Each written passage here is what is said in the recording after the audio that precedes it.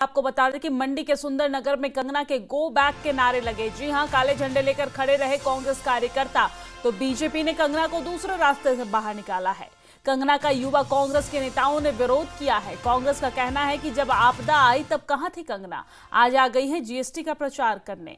आपको जानकारी दे दें कि उनकी तरफ से यह भी कहा गया है कि अपने दायित्वों से पीछे हटती है मंडी की सांसद कंगना रनौत। जनता के सरोकारों को की कोई परवाह नहीं है कंगना को, और यही वजह है कि यहाँ पर कांग्रेस के कार्यकर्ताओं के द्वारा विरोध किया गया है। आप देख सकते हैं हाथों में काला झंडा लेकर यहाँ पर कांग्रेस के कार्यकर्ता गो बैक के नारे लगाते हुए नजर आए। इसके बाद बीजेपी के कार्यकर्ताओं ने कंगना को दूसरे रास्ते से बाहर निकाला है।